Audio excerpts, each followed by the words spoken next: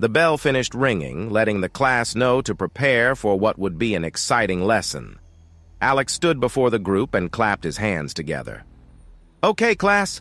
Next lesson will be a straightforward sparring practice with a guest lecturer." The class began to stir, with Klein shaking in fear, while Bea and Tasha were beaming excitedly.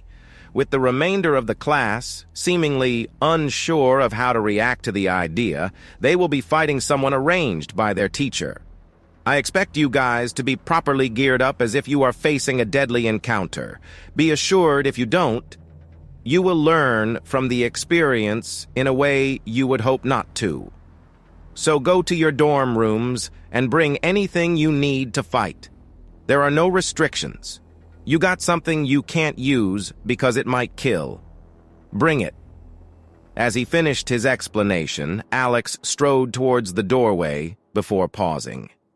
"Meet at the ruined duel arena. We won't start if you aren't all there," Alex added, shooting a look at a shaking Klein before finally leaving. With these final words, the entire class sprang into action, packing up their things. "Who do you think he's got?" Maxwell asked as he packed away the last book he had out in his bag. "I bet it's you, Ironforge," Daisy suggested. "Professor Ironforge would have mentioned it earlier when I was learning from him," Gunter added. "Does it even matter, guys? Let's get our toys and get there as soon as possible. Learning practical combat as first years will give us a massive leg up on our classmates," Bea declared, ignoring any further conversation and rushing out of the classroom. "Well, she might not care, but I bet it is Lady Alyssa." Tasha's face warped into a goofy grin as she mentioned the elf princess's name. "You mean you wish it was her?" Tasha just glared at Maxwell for his comment, causing the boy to retreat half a step. "You want to start something, Greyback?" Tasha snarled as she took a step towards the already retreating Maxwell. "No, but if I were, it'd be best if we save it for the arena. We are already wasting too much time here." With these words, Tasha gave a dismissive snort as she spun and stormed out of the classroom. Shortly after, followed by the remainder of the class. Making their way across the campus, they weaved between the students who all had begun their weekends. The dorm building itself was austere despite the status of the student body.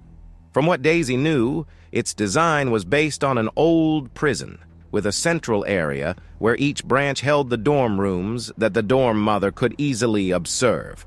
Making her way down the first year's female dorm hall, she found her door and step-head in. It was as she had left it that morning. Stacks of notes and books on every free surface. At the same time, her clothes piled on the floor drobe, as the dorm mother named it. Reaching for a chain around her neck, Daisy took out a key to her personal chest. Unlocking and opening it, she revealed a neatly sorted set of combat gear her father had provided her. It was a common set of wyvern-scale mail for flexible movement without restrictions to mana flow. Gauntlets made with infused mithril to aid her in magic casting, and a wand with a gem seized from a sea beast of some kind. With practiced motions, she put on the equipment with a speed that had impressed many a drill sergeant. It was when she went to close the chest that she spotted the one item she hadn't taken. It was a thin rapier-style sword from a pair of magical engineers that were as enigmatic as they were skilled. The only clue to their identities were the maker's marks: a skull with a magic circle feeding through the eye sockets, and an anvil enveloped in flames on either side of the flat blade. Remembering Alex's words, she took the weapon her parents said only to use if the school was under threat of invasion. If their eccentric professor was true to his words, then she would be foolish to leave such a weapon. Making her way back to the lobby, she could feel the gazes of the other students, watching her with curiosity. Feeling more and more self-conscious, she pulled her hood up over her head and continued till she spotted a crowd surrounding another couple of students. Peering between the students in the crowd, she could see Gunter and Tasha waiting.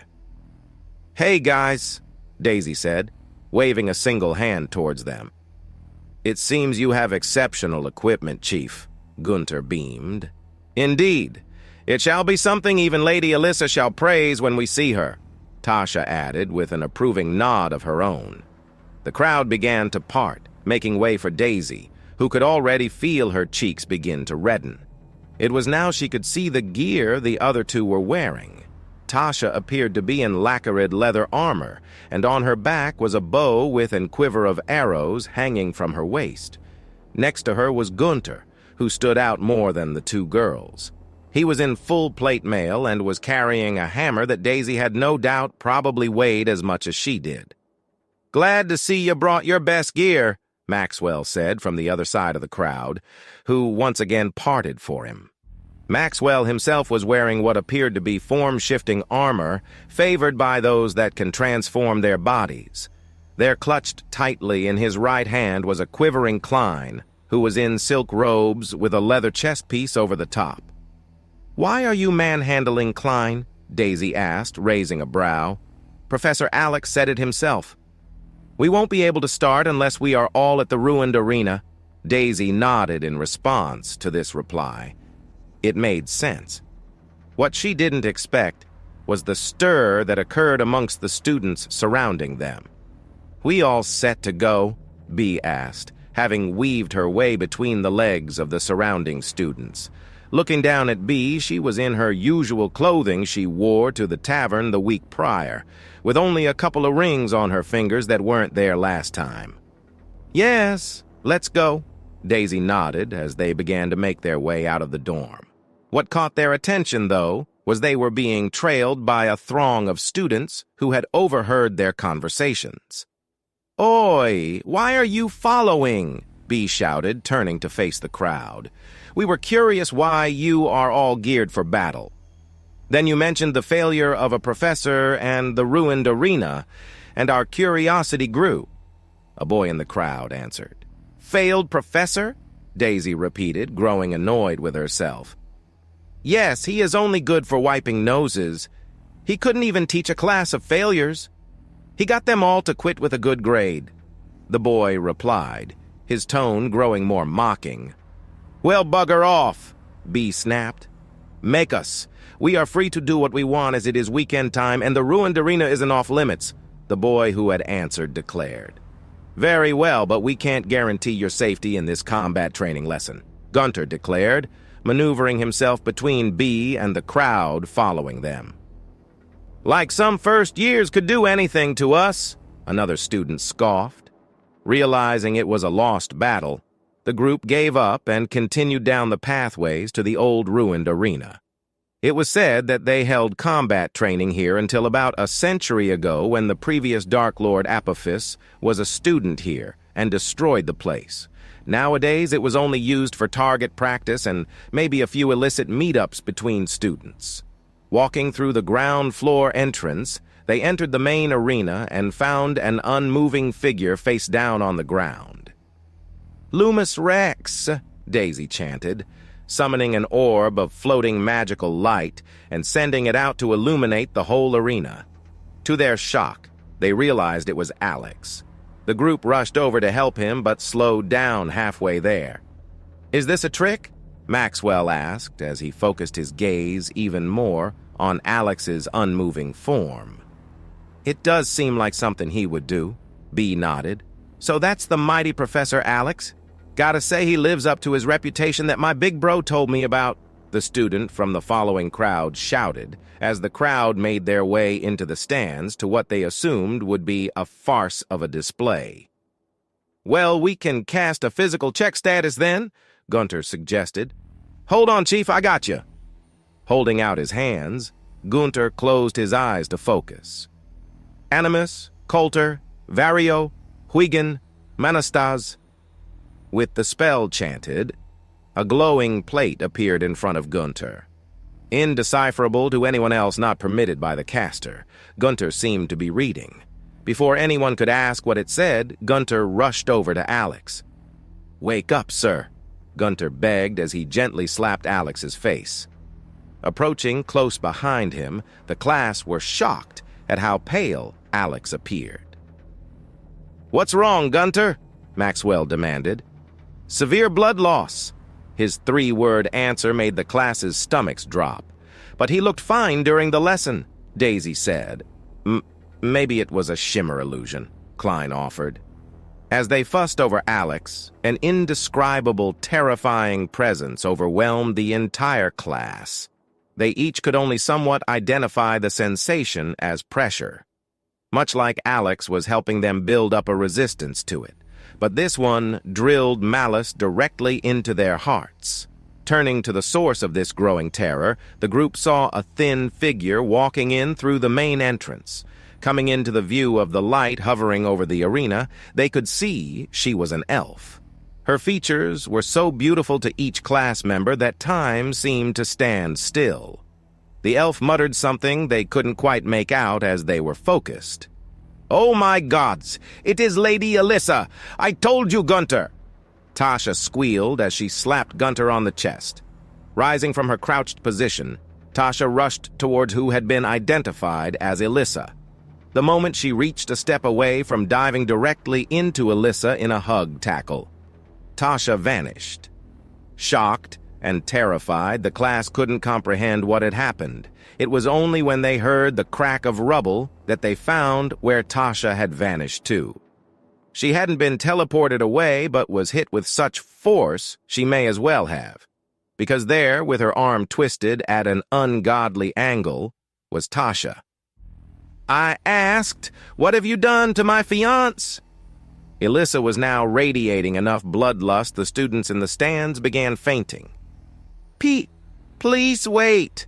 We are his students," Daisy stuttered, holding her hands out defensively. "You lie!" Alyssa roared, as she took her sheathed sword that she had battered Tasha away with and drew the blade. The blade itself had a purplish aura to it that the entire class knew meant certain death.